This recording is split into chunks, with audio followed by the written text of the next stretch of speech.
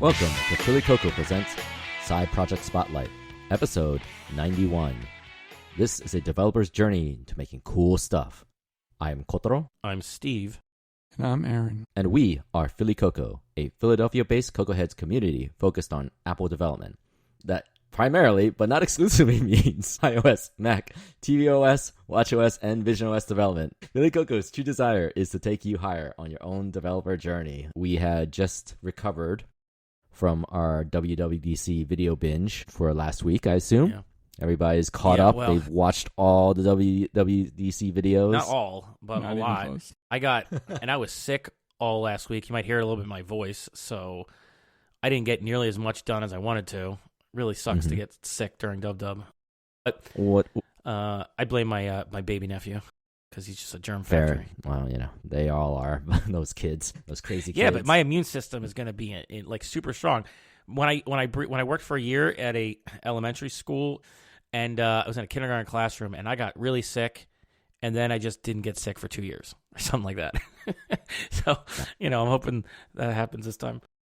So we're back from WWDC. The last episode we actually recorded like right after the keynote and published it. So we're a little off schedule. We're kind of getting back on schedule now. Right. So that last one, that last podcast was sort of our hot take podcast. The things that we thought were like the immediate moment of pretty much after this State of the Union keynote of what we felt and what we thought. So I think now that we've had some time to digest whatever videos we were able to digest, how do we feel? How do we interesting points of tech that Apple has revealed that still intrigues us up to now? Yeah, Aaron, what do you think? I don't know, since I can't really run any of the betas. There's that. I don't have an extra device. Okay. So like 2/3 of us are in a situation where we have literally no Apple devices that can run the stuff. No, I'm not. You have no excuses, okay? You guys have no excuses. We should have bought an iPhone. No. All you have to do is just be brave, okay, and just install the Mac, because you all have M1s, right? I have an M1 Max. M1 Kai, right? You should just be brave and install this beta. Tahoe. Did you look at the release notes? Did you see how long the known issues list is? Whatever. I'm not touching that, man. I am not touching that. It's just a minor 20, There's 30. Just like a chance it'll totally brick your phone. When I was brave enough to install Beta 1 on my iPad, okay, and if for whatever reason couldn't swipe anywhere on my homepage, and even when I tried to do a hard reboot, it wouldn't let me do the hard reboot. You were there for me to teach me to, what was it? Hold down the volume up, volume down, and then then press the power button down. You have to do it like, I think it's like power up, power down, and then the power button. You have to do a quick press on the two power buttons. It's intentionally the super awkward, I guess. It was very, but ever since then, iPad OS runs like a dream. I do that. Liquid UI gooiness that comes with it. Yeah, I do that after any update, any software update. I don't necessarily do it on my Mac, but I do it on my iOS devices, my iPad mini, and my watch, because there have been times where I did a regular update, like on my watch, I remember this distinctly, where it just like drained the battery. Like, what is going on? I don't know. I don't know what happens during these updates, because the thing restarts, but there must be like leftover crap in memory. I have no idea why this works, but consistently it works where weird jankiness from after an update goes away and you just hard reset it. What's hilarious? Actually, I should take this back. My iPad has crashed at least twice, and both times... That's two more times than my iPad's crashed in like a year. Fair. But two of those times was me doing some LLM or foundation model related. Oh, that makes sense. Process, which is probably hilarious. Like a pointer error or something. Although before this podcast started, I tried to open the note that we keep in the Apple Notes app, and that crashed. The Apple Notes app crashed for no reason, just crashed. That crashes for me all the time. Yeah, what is that? I've noticed it lately. It's crashing more. I'm like, what is going on, Apple? Come on, man. I wanted this to be the Snow Leopard release, and instead we got the Liquid Glass release. I mean, but we knew this was going to be the liquid ass release. I mean, you should have expected it. We saw John Prosser released a video right before this podcast recording on and now we're like, well, he called it liquid ass. We can't stop. Can't get out of my head now. We're not a cursing podcast, so we've already too many now. Now you gotta bleep word. Well, that's also the name of an animal you can ride in the Grand Canyon. Okay, right? Fine. So that's the analogy. This is a donkey, or this is like some donkey. Kind of, yeah. No. So this is the donkey. Sounds like a good AI generated image. A liquid donkey. Liquid donkey. Oh my god. Image playground. Going off the rails already. We're still in the intro. Let me. Oh, they changed They changed the image playground. They won't let you do that image playground. I'm going to type right now. Liquid. I'm going to put that in as one of the parameters in my, okay, good. There's liquid. And then there's donkey. Oh, nice. Let's see what it is. And now we'll see what it generates while we wait. Yeah. What is this liquid thingy that we're talking about for people who don't know and are living in Iraq? Well, we were trying to talk about what are we interested in from after Dub. And I guess liquid glass is, I mean, we'd mentioned in the last podcast, but now we've seen it in person. Oh my God. Kultro's showing a donkey. What part of that's liquid? It just looks like a donkey with a mohawk. I'll keep trying to figure this out. You keep going. So, but now we've seen it. I've seen it in a simulator like today, and I don't know. You've seen it on device, Kultro. Have you seen it on device, Aaron? No, I've only seen it in the simulator. Yeah, the simulator is janky for me on my Max or M1 Pro. I was running it on a work computer. It was like janky. Like the simulator was weirdly slow compared to what I'm used to. I don't know if that was just my machine or not. Did you install the metal tool chain? I don't know. So it's like so you go into your Xcode component, and there's a Metal 4 tool chain section under where you normally see your predictive model stuff. Okay, well, I don't know. And I don't know if that is there as like a supplement for like Metal 4. Like it's some kind of way so that you can do like Metal 4 related work. But you think it affects performance? That I think it might perfect, because I'm not running too much into those issues personally. I mean, I don't know. The whole thing was very slow to get started for some reason. It was like weirdly slow compared to what I'm used to. But it's also beta 1, so I don't really think too much of it. Right. But I did see it, and let me say, I understand why Apple put that InfoPLIS key in, because I immediately went and looked that sucker up. I was like, what's that key again? Because I ran one of my day job apps. It's the old code base. It's mostly Objective-C. And like colored nav bar and like a sidebar, thing. And I mean, it completely broke the UI. Like it looks terrible. Like you can't even see the nav bar buttons anymore. Now they're just like big glass holes and like big glass, like, I don't know, just like you can't see them. There's no contrast. Places where it was like a toolbar look weird now. Just everything looks weird. Like sheets look weird, like because they're weirdly rounded compared to everything else in the app. It's like whole thing looks bad. It looks bad, and I'm like, I don't want to have to fix this. Please, I'm just gonna turn it off and hope that the next version I get that done in time, because it was bad. Now for the newer app I'm working on, it's all Swift UI based and currently targeting iOS 8. That was fine. That looks like it works. I mean, I'm not sure. Are you talking about our Bento Fit app? No, I'm talking about still day job stuff. So like that's fine. Okay. And then for Bento Fit, I don't know. Bento Fit looks mostly the same, right? I mean, the only thing that changed was the top nav bar had the nav bar changes are pretty intense if you do anything custom with the colors. Yeah. Well, the thing is, we didn't do anything custom per se. We just had it opaque. Like it was basically like the nav bar. Yeah, it doesn't want them opaque, man. Does not want nav bar itself was like. Yeah, the nav bar itself is white. And that's the thing that Apple, agreed. So, like, the whole concept about this new UI paradigm that they're kind of wanting you to move to is, like, there'll be no more nav bars. There'll be no more toolbars. I mean, the toolbar technically floating globulars of liquid glass. That's right. You have to think of it like liquid glass in the sense that on top of, like, this idea, I don't know if it's almost like a weird, like breaking of the metaphor, but like as you scroll up, normally when you scroll up you see the nav bar show up, if you and then it would kind of show up as a frosty glass, but in this version it kind of just shows as a progressive blur. Yeah, we can't have frosty glass because that would give you too much contrast and legibility. Yeah, that would be It'll be too Not much.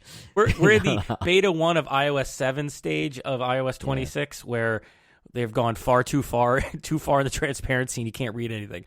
It's not that bad, but it's kind of bad. It only has it just has weird moments where like if the button background, I don't know why this happens, but normally if the background underneath the button is like white, usually the buttons themselves, the icons in the buttons, will change to black or some kind of contrast variant. I was setting my buttons white on a blue background or something because of the nav bar, and so they're white with a glass thing, so I can't see them. So you don't have to. You almost have to go backwards. To get the effect, and you have to sort of make a executive decision from that standpoint of like, if I am a company that is determined to have their brand design front and center, right? Like, I don't want this Apple Chrome in my face. You're going to be building some bespoke UI going forward. I mean, all the places that you were doing a lot of branding with color or logos, like navigation bars, maybe custom tab bars, that stuff, Apple just was like, no, don't do that. Which in some ways actually makes things a little more straightforward, because then you can put that branding in what they call the content layer, which is just anything that's not the Chrome buttons and stuff and nav bar titles and things. And then it'll just show through because there's not as much Chrome anymore. So like that's the intention, I guess. But it's not quite the same thing as having a colored nav bar and everything like that. But, times change with the trends, the UI trends. It's just, and I think a lot of the screenshots that people have been passing around where it looks really terrible is kind of like getting it into a weird state, or it's not nearly as bad when you're actually interacting. Like some of this is transitional.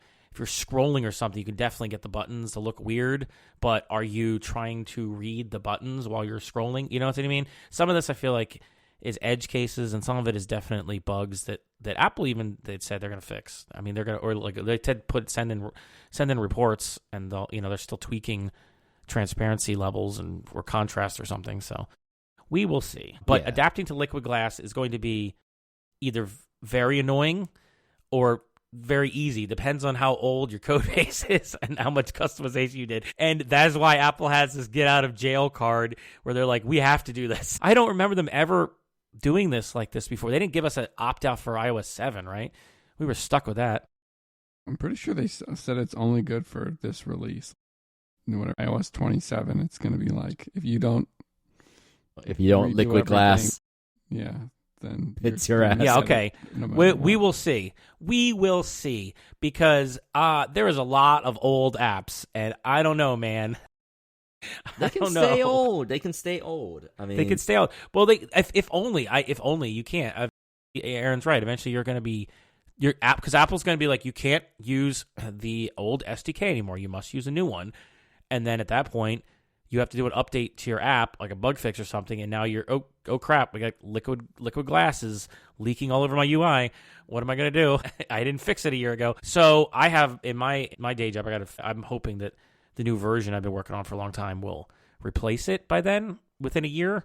I mean, God, I hope so. So otherwise, I don't know, man. I'm not sure how easy it will be to fix it, because it's like super old janky code and using like appearance and, proxies and like custom things that don't exist, like CocoaPods don't exist anymore. It is kind of funny because like this is, when I think about it, I mean, and this could be taken either way. Honestly, I don't care, but it's, you could literally think of this as like Apple saying, we're going to put we have to figure out a way.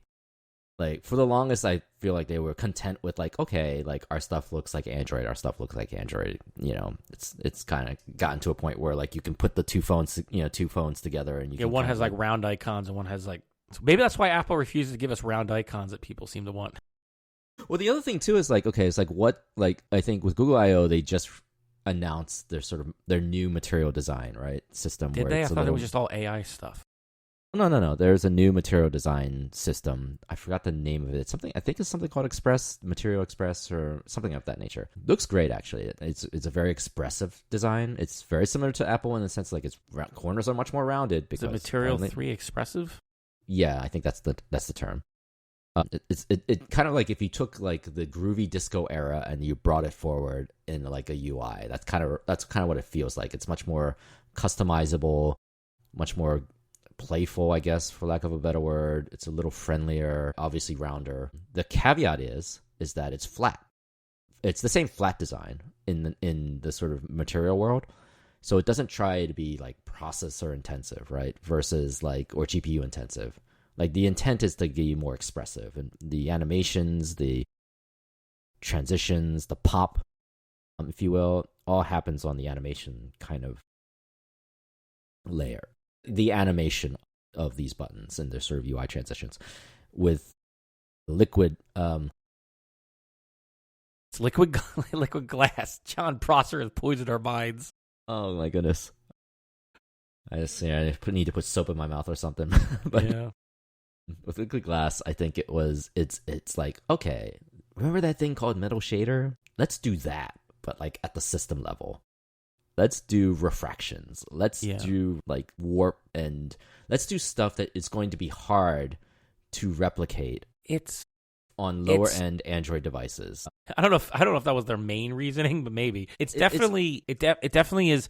Unlike what I was just showing the screen of the M3, the Expressive, whatever the heck this is called, Material 3 Expressive. Apple's thing is very much like this is a top layer over your app, and it's like a physical somewhat like three-dimensional glass-like thing that also animates and reforms itself, and kind of captures some of your buttons and controls. Like I noticed this on when I just turned it on, where some buttons that were next to each other in the nav bar, and they just got captured in one like blob. Yeah, and it looked awful, but anyway, they got captured into a blob and other times it'll be like it'll be individual, and then the tab bar will be like individual blobs sometimes, instead of separated, and it's all about the motion of like the liquid glass over top of things, and refracting light and changing forms. But it's not like with this, it's not like they changed everything. They just kind of rounded some stuff more, and then gave you this liquid glass on top of interactive controls. That seems like most of what they did. Right, but then what they're trying to do, and other designers will definitely try to break it, but what they're trying to do is say those toolbar components are the toppest layer of components. Those are the interactive layers, and those have to be like basically those glass blobs that you saw in the physical representation. They kind of represent that, and then everything underneath the content layer, that stuff happens. There's like another layer of like a frosty glass sheen layer. I forgot that terminology. What that is? Is that just the other type of glass? Yeah. And then there's like a frosty glass layer. one, and then which is very reminiscent of iOS 7, I think. Yes. But everything is in concert to this metaphor, this glass metaphor, like in service of this glass metaphor, which is an extension of the physical glass metaphor, the physical glass that you're interacting with. So what kind of app design are we going to end up with, or what kind? Because I feel like this is very much like not prescriptive on how you design your app, because it's, as you said, it's kind of very much a transparent thing, and it's mostly on the Apple provided controls and stuff, and it's trying to get out of the way of your content.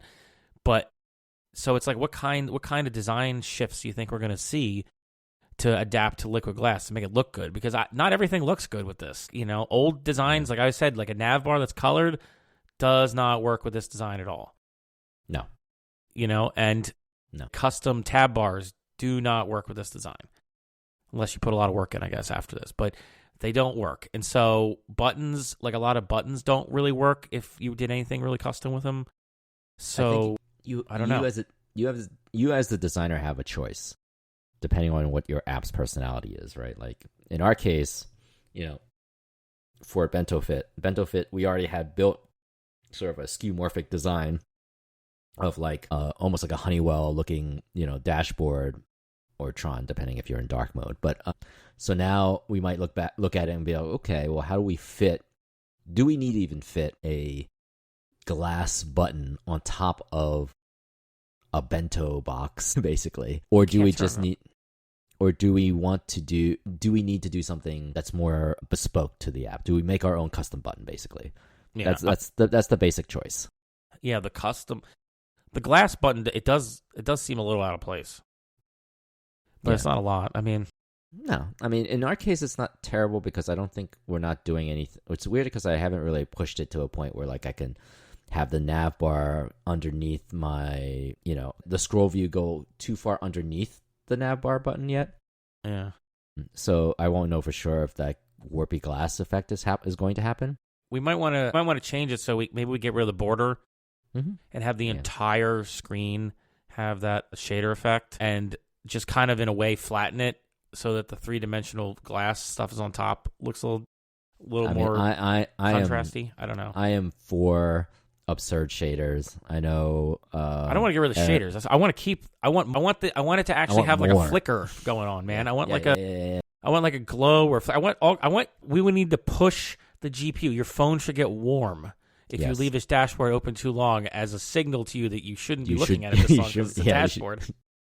I want the widgets to literally make little hot spots on your screen and burn in on your OLED. Maybe not that far. That would be bad. We don't want that. Wow, that would not be that you could do shaders in widgets. It's probably why you can't do shaders in widgets, right? Because like that, you just like f up people's phones. Yeah, that would be bad. If you had that would be hilarious. But my Apple Care would not be happy with me. No, I don't think we couldn't f it up with these. But I mean, you know what I mean? Like we should go whole hog. I mean, we were right though in predicting in our conversations before we started Bento Fit and Philococa and during this project that skeuomorphism or skeuomorphic or neuromorphic, whatever you want to call it, but more dimensionality is going to come back. Color, dimensionality, textures is coming back. Apple's choosing, they looked at the trends and they chose violence by going all in on transparent glass, which is not easily reproducible and is like a very distinct, whereas Android is going with a little more toned down thing, but they're all going with the direction of animation, some textures, definitely colors. I would be very amused because it's already happening on the React and Flutter side where they're like, look, we can do liquid glass on our devices and our themes. But did they Flutter get it to work?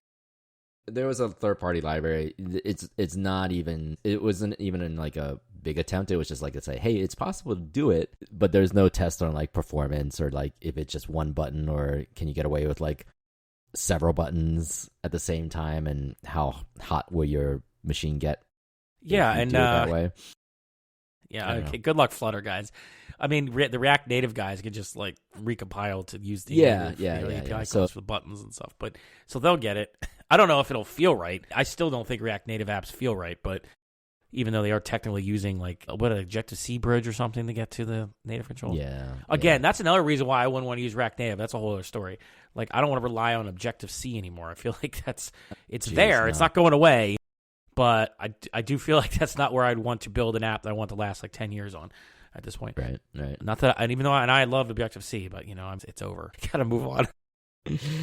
All right. Well, what are the things getting past this sort of liquidy talk? What other things interest you guys? I assume we're gonna have to talk about the foundation, the real star of the show. If I was to be, we talked a little bit of it before, but now we've had a chance to, you, Culture Hub, had a chance to actually play with it. So what were your impressions of it in real life? I think it's low-key, probably they snuck this in real nice under all the brouhaha around the liquid glass. Because the foundation model framework is such an easy, I shouldn't say easy, I hate the word easy, but straightforward is what I tend to say. Straightforward is the proper vernacular. It's not easy because the prompting and stuff takes it, but it's a very simple API. It's a simple API. It has a lot of tools. It can go. It's based on it. For people who don't know, the foundation model is basically they took the local version of Apple Intelligence. Say, hey, developers, here's a way to get access to this. Here's an easy way to set up your prompts. Set up your base prompt, set up any additional conditions or guides, set up a way to actually get reliable structured data back. It's actually the coolest thing about it, I think, is the guaranteed Swift structures. If you tell it, I want this Swift structure back, it will give it to you guaranteed, right? Yes. And I still am not 100% sure how they do that, how they make the guarantee. But that's actually quite amazing. Well, I think everything's like just optional. So it's like if it doesn't work, then you just don't get half of the data. Is it all optional? Well, okay.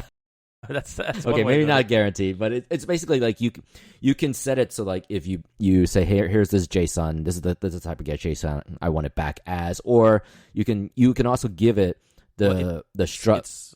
It's a struct they guarantee. I don't think they guarantee JSON. Well, you can. They've even mentioned like the problem is LLMs are not super reliable with JSON. Like I encounter this anytime I do JSON. Like it'll quote unquote hallucinate things like key names or stuff. So what you could do though with this is I could just say like I build my output from this model with this Swift struct, and now you're gonna get that Swift struct. It's not gonna give you like JSON that won't parse, And so it simplifies a part of the process of dealing with LLMs that is not like it's not the worst thing ever, but it is an annoying thing, and now you can just not have to worry about it. You can control the amount of input and output tokens, like up the to amount 4,000 or whatever. Yeah. It's a very small model. It's a small model in that sense, but at least if you're tweaking for speed, it's kind of nice to like test that and using the new playground system where, you can just do that playground like right under your preview or your strut, your view just to see how it's going to act or how fast it'll be or return. Oh yeah. The That's preview wonderful. was fun. I started the preview up and then it did nothing. And I was like, oh right, because I don't have Tahoe installed, so it literally just does nothing. Fortune favors the brave. Crazy, yeah. And if I remember right, I think that was by some general that ended up getting himself killed at the end. But anyway, totally makes sense if that's true. That's exactly what I expect. Anyway, so I think it's one of those weird ones where like I was expecting some of the tech pundits to at least talk about it to some serious extent, and it like until like I saw the talk shows thing, like, and maybe they talked a fair bit about it as like possibly something interesting. It still completely overshadowed from all the other stuff. Well, because it's like purely a developer feature. It's like there's really no consumer side to this until it gets built into apps.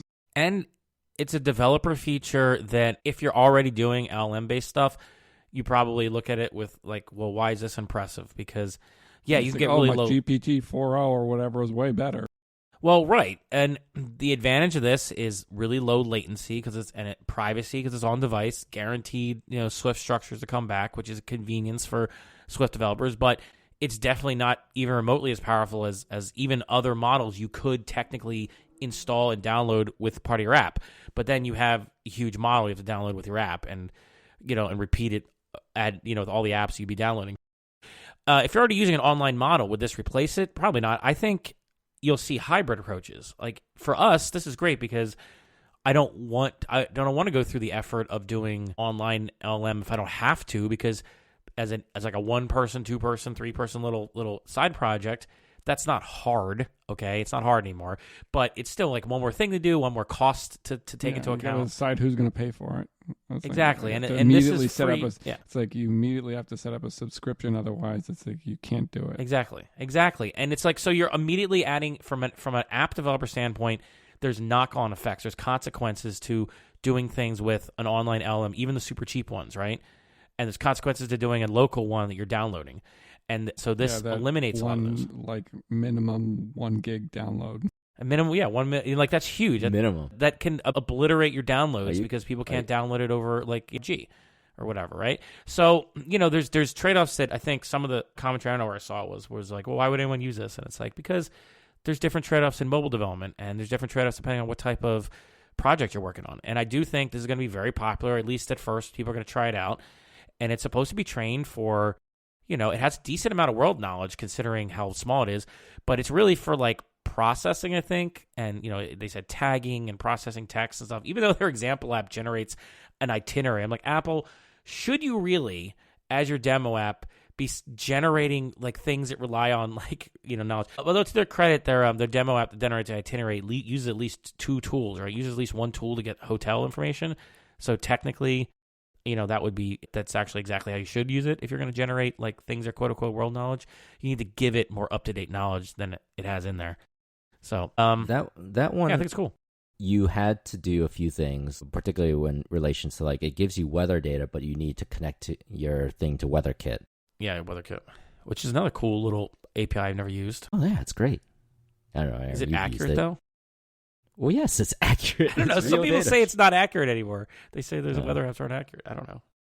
What you were I think saying, it I'm looks pretty sure it's as accurate as whatever Apple's weather app is. So if that works out in your area, then it does. It does work out in my area. It's very the good at same telling me data. it's about to rain. Yeah. Rain is stopping soon. One of the things so there was some sample code out there that Apple provided. One of them was like you said, the itinerary one. The other one was a game. The game one. I saw the videos. I didn't right. try it out Like because a again, Sprite I Kit can't game. use it. Is it even going to do anything if I try to run it on my computer? It's just going to be like all the NPCs just say nothing. Yeah, basically. I mean, assuming that you get it to run, but yeah, it's a Sprite Kit game. That but is a question. What's funny is like it will generate two randomly generated NPCs that you can talk to while you're waiting for your coffee to be made by the barista that you had to ask to put it in order. It's a high concept game. It's a although what's funny about that game, now that I'm looking at it and remember, for some bizarro reason they decided to have floating clouds in this game. Like there's so much effort they put into some of these demos in some ways. But it's in a barista. It's in a coffee shop. Why do you have clouds in a coffee shop? Because the twist is you're actually dead, and this is the afterlife, and you're just ordering coffee. You know, that was your favorite thing to do. You can't prompt any of the NPCs anything you want. So I should ask the next time. It's like, oh yeah. Now there are guardrails built in. There are guardrails built into the foundations model or to the model itself. So like you can't do the worst thing. Oh, I can't. We're trying to see an update of the liquid donkey. Now it's a donkey spewing liquid into a glass, or is it drinking from it? Which is it? Is that a glass straw, or is it supposed to be a liquid stream? I can't. Yeah, I don't know. Oh my god! It looks like a donkey. Wait, show it up again. Show it again. It looks like a new one. Okay, a different one. I can't see it now. I can't. Your virtual background is screwing up everything. Yeah, I'll send it to you. He's gonna send us a screenshot. That makes much more sense to take a screenshot. I was trying to get it to work on the camera. It is drooling. He's literally drooling in this one. Oh my goodness, this is. We can't actually do this with this Foundations model framework this year, though. So don't worry, everybody. You can't generate liquid donkeys this year. I thought you could, but you can like integrate image playground stuff right into your app. Yeah, you can't use the model framework for it though, but you could bring in like some other API, right? No, I thought you can use like the image playground to like generate images. Yeah, but I mean you can't use like the Foundations model framework. I think what it does text. is basically brings like a variation of this particular image playground UI. Yeah, that's what I mean. I don't think you can do it all. Yeah. I don't know. I haven't looked at it yet, but I think it's more like a UI you can bring in. So the other thing that's interesting, I was going through, I don't know where I found this, either through LinkedIn or something, where somebody was showing off an example of some code that they built, like a very quick like ChatGPT replacement. Okay, I'm sure it's a replacement. No, it's not. But it's kind of like an interesting idea where like if you're just doing something very vanilla, or like some vanilla questioning of like, give me some like. It's like the one app type that this model framework is designed not to be for. Well, so I asked it, what do you know about? I asked it what's the weather in Philly like, and it got relatively close. But it's also like, where are you getting this information from? Because you're not supposed to know this. I was like, well, how do you know this? And then it went, oh, I apologize for any confusion. My response was based on patterns and informations available in my last update, but I don't have any real-time data. Did it just say the weather sucks? No, well, I asked him how it knew it's what not gonna, the weather it doesn't, was. It's because it's not supposed to, like, right? It probably has like a distillation of 1,000 Philly Inquirer articles about how crappy the weather is or something. Right, but the thing is like... Ask it about Seattle, it'll probably tell you it's raining, you know? Wait, give me the real weather of Seattle right now. Or London. They'll just give you a skull and bones emoji. Just too depressing to answer. What's the weather of Seattle right now? Like, the actual weather. Right now? I don't know. We're gonna do this quote-unquote live. Right now. So I'm using the... It's 72 degrees and with 35% humidity, kind of partly cloudy. Okay, so it says the current weather is quite pleasant. Right now, the temperature is around 68 Fahrenheit. with partly cloudy skies. It's a bit breezy, so a light jacket is a good idea if you're heading out. Enjoy your day in Seattle. Well, there you go. Creepy. It's like completely inaccurate, and yet also it's like a fortune teller. It's like a fortune teller. It's vague enough you can kind of fit it in your mind. It's like a horoscope, right? Yeah, it's a horoscope. The horoscope. Who needs weather kit? Just give people a horoscope, a weather forecast. But I did ask it to make me a sandwich. What did it say? Ingredients: 2 slices of bread, your choice of filling, deli meat, cheese, lettuce, etc. Take 2 slices of bread out of the bag. Lay the slices on a clean surface. Now it's time to add your filling. Start with a generous amount of mayo, mustard, or any condiments. Next, add your desired filling. So, it gave me time to add your filling, and then starts by spreading mayo, whatever. Did it confabulate stuff? Not quite, but they basically said condiments. And then add your desired filling, which is the sliced meats, vegetables, and all that. And carefully place the other slice of bread. Carefully. Sandwiching. You better make sure those crusts align. Press gently to compact everything together. Not too much. You don't want it to cut the leak sandwich in half. See, this is where they lost me. You got to cut the sandwich in half diagonally or vertically. One or the other, man. Not horizontally. How you prefer. I don't know how you determine what's horizontal, what's vertical, but now when it's literally again, on a flat surface. Anyway. This again is using the local model. Yeah, I mean, it's actually impressive. It's a 3 billion parameter local model tuned to a lot of workaday types of stuff you do. Like they use it for the text summarization thing and for, they said tagging, which I would like to try for tagging. That's a cool idea. And, just like text manipulation stuff mostly, entirely for us. And you cannot use the online model, the Apple private cloud intelligence thing, whatever they call it. But you can, amazingly enough, through shortcuts. So who knows? Next year we'll probably access it. The other thing too is like if you wanted to, you can also use tools, quote unquote, to hit other endpoints to bring back the more up to date data. Which is what I think you're gonna have to. As I think I was trying to say earlier, I think app developers are gonna use this like us, either like maybe entirely because it'll work for a use case, or as a hybrid approach to save money. But I had a question about. I just realized. I can install iOS 26 eventually on my 14 Pro Max phone, but I won't be able to use Foundation's model framework. So if you build... So it's like, unless you're willing to target how do you even target just iOS Apple Intelligence devices? Your app... What is your... is Apple going to let through app review if your app does nothing without it? You know what I mean? Because what's the if available check look like on that? There is a check. There's a check in there. You can check and see if the model's available, if the device is available. Your app is a blank screen otherwise. Well, yes, basically. Get a better phone. So if you want your device to work on phones that are not Apple Intelligence capable, then you're going to definitely need to have an online LLM account or some backup for this. But eventually that'll only be the case for like another year or two for most. It depends on what kind of app you're building, but most people will have an update. A better phone. Yes. Actually, your message will be buy a better phone. Your phone's 3 years old. Buy a better phone. Do better.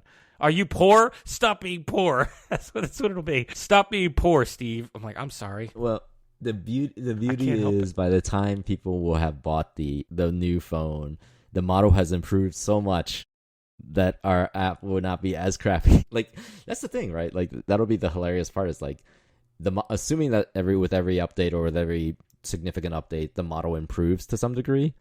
Well, that's what they promised. I mean, I don't know how often if they have updated it since the original model or not, but they do it. I heard that they can do it. I don't know where I heard this from, but it sounds reasonable that they can do it outside of iOS updates. Oh, interesting. I didn't know. At least it's major similar updates. To like the. I wonder if it's didn't the they same as update like Swift update? data with a point release? So maybe it could be something like that. Maybe. Yeah. I think so. I don't know. I'm guessing we don't have to wait for iOS 27 for them to update the models. What I'm saying, they'll probably do some kind of update. Out of band of that, which is good. That's actually great. It means you build a feature on this, just like with the online ones, although they iterate way faster than I guess Apple's trying to do this. You get new capabilities or just more accuracy, or sometimes your entire project stops working because the model changed. But I mean, whatever. You could treat it almost like Brave a New fallback, World. Right? Like that could become the fallback model. What this could be? Yeah, in case you're like offline and you can't hit your OpenAI. Oh yeah, I mean That's the other Right. thing. It is an offline model. So if your use case, if you really want offline, you require offline ability, I mean, this is a great choice. It's either this or some local model that's at least a gigs. I mean, I think there's going to be a lot of uses of this. I think a lot of people are going to use it. And it's a huge thing to like not have to deal with like serving and downloading that model. Like you have to like bundle in your app and then it's huge, or you have to deal with like getting it to download and like when do you bug the user to download this huge file? So I wonder if we could use headache that you don't have to deal with.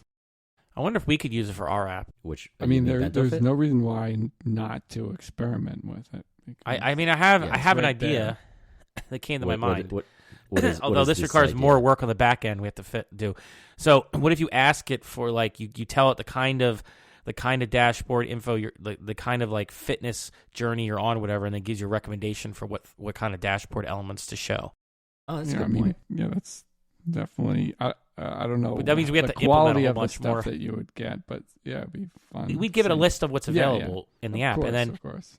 maybe I don't know. Maybe we have to tag them, but that's something we could do. We'd have to expose a bunch more stuff. I think from HealthKit, but say we did, then that's an obvious use case for this because it is just a little dashboard, and you could be like, I don't know what to put on here because we were talking about having collections of dashboards, and now maybe we can just be like, here, just tell me what you're looking for. It's like, well, I'm looking to track my heart metrics and my weight, and then it'll just give you like 3 heart metrics and your weight over the like running total over the week or something like that, and you can give you a start. I don't know, something like that. I think that would actually be kind of interesting, right? Because you can just have that conversation and then like let the person like fine tune the request, and then finally say, okay, generate me a dashboard, and it will just do, and then whatever we have is whatever we have, but like. That should be like a paid feature.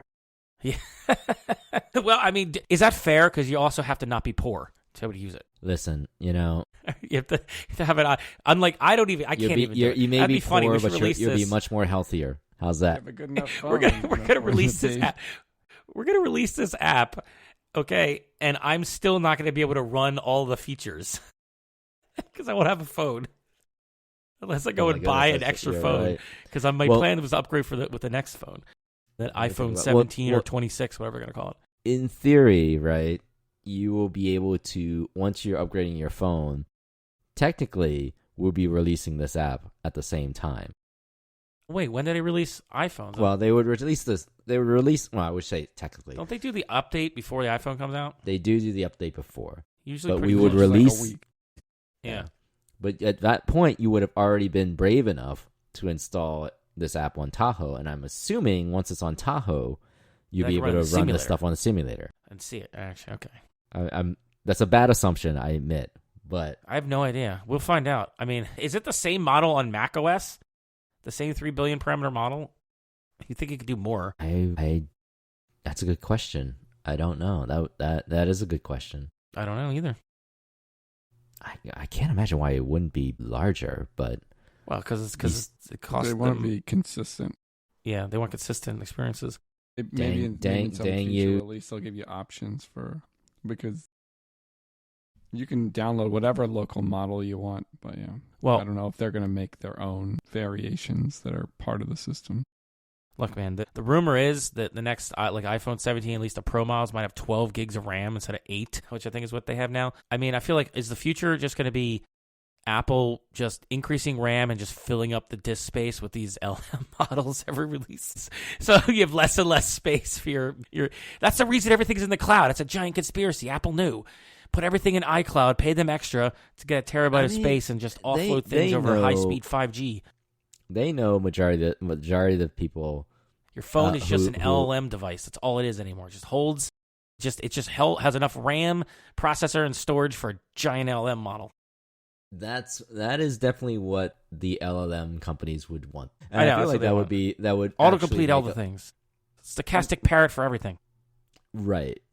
I believe that that is whatever this new, Johnny Ive $20 a month. Yeah, $20 a month. Yeah.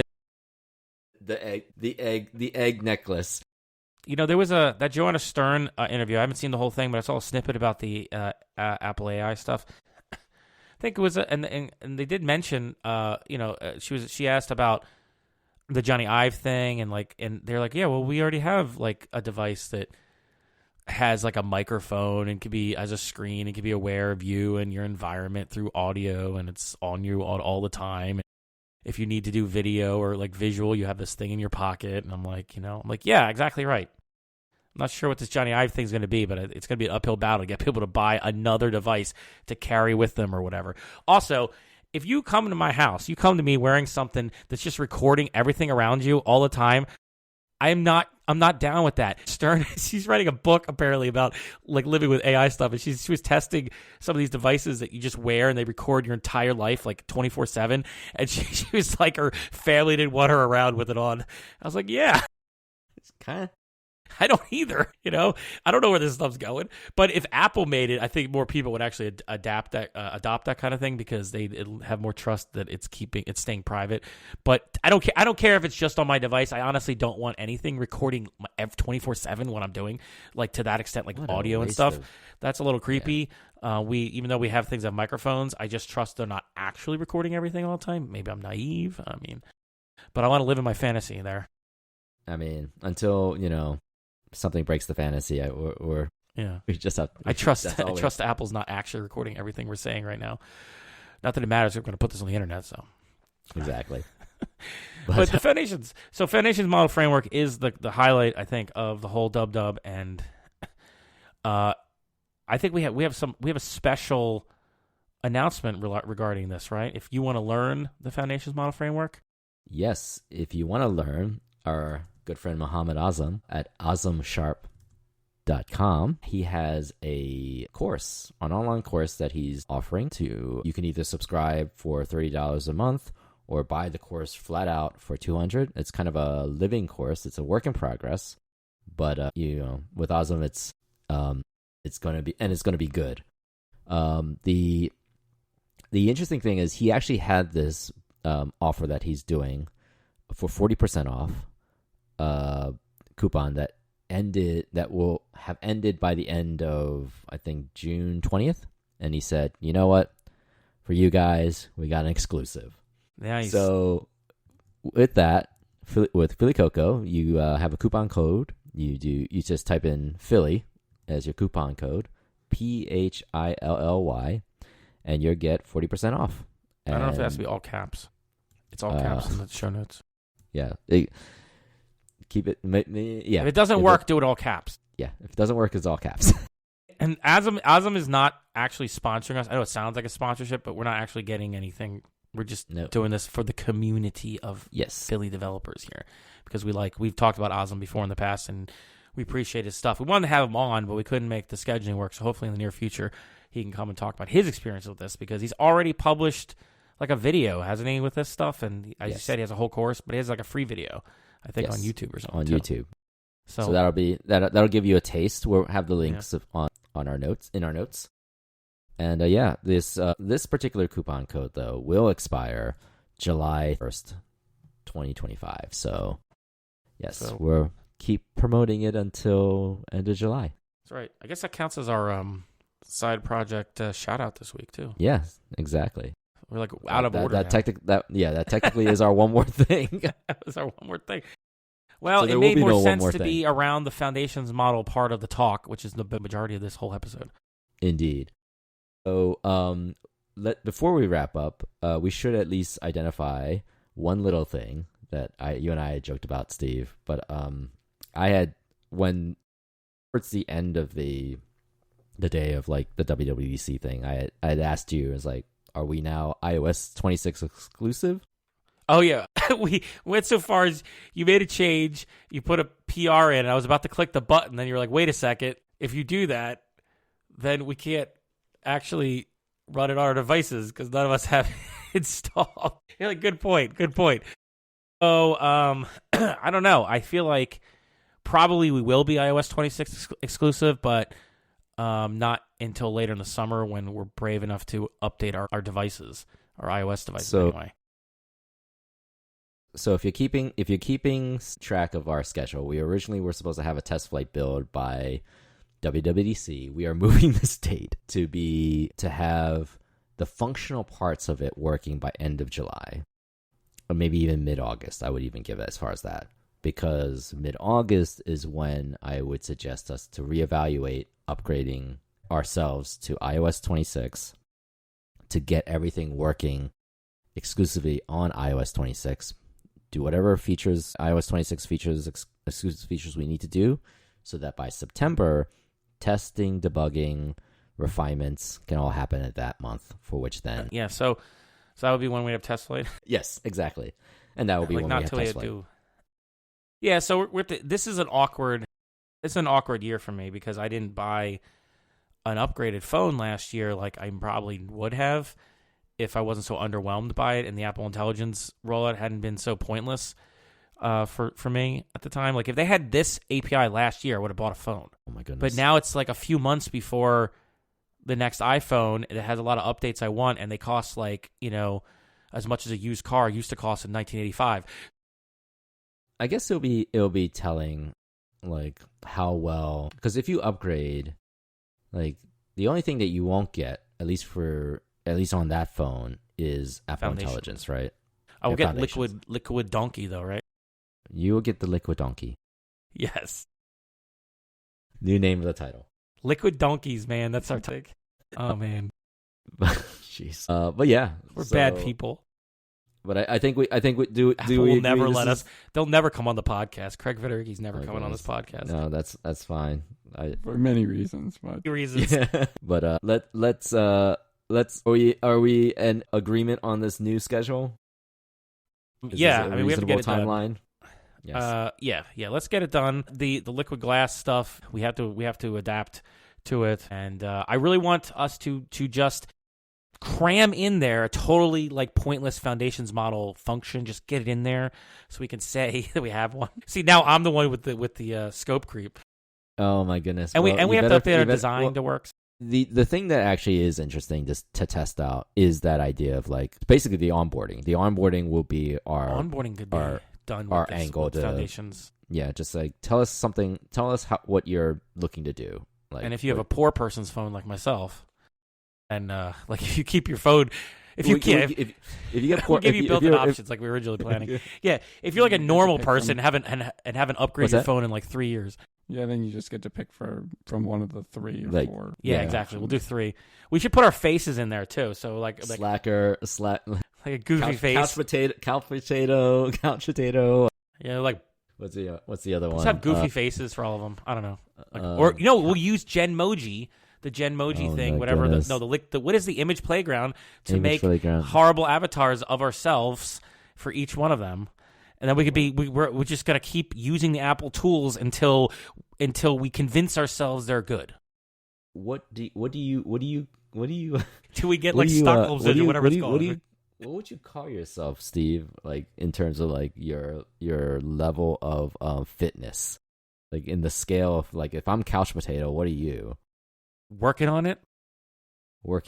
In progress. I don't know. Like the 9 not to quite 5-er. as fat anymore. Like I don't know. No, I don't know. The liquid ass version of the fitness journey. Couch potato. You transition to liquid ass, and then you become Aaron, fitness god, and then Marathon Man. See, Marathon Man is perfect for the name of your thing. Couch potato for Kotro. But what's the middle child? What's the annoying middle child called? I don't have a good title for that, because you're in transition.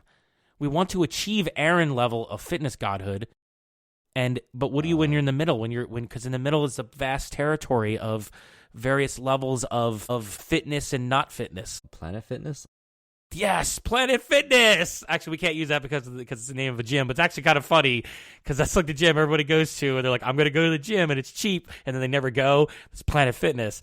Well, Planet Fitness is the worst because what they do in a very insidious way is like they will have days where it's like free pizza.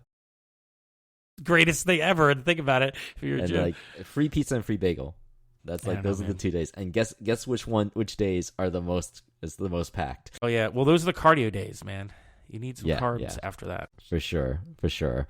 But I think we'll figure out a name by the time the TestFlight bill comes out. Exactly. All right, let's call it a day for this one. You can learn more about Philly Cocoa at phillycocoa.org. There you'll find links to our Slack group, meetup schedule, and contact info. If If you're feeling generous, leave a review on Apple Podcasts, Spotify, or whatever your podcast platform of choice is.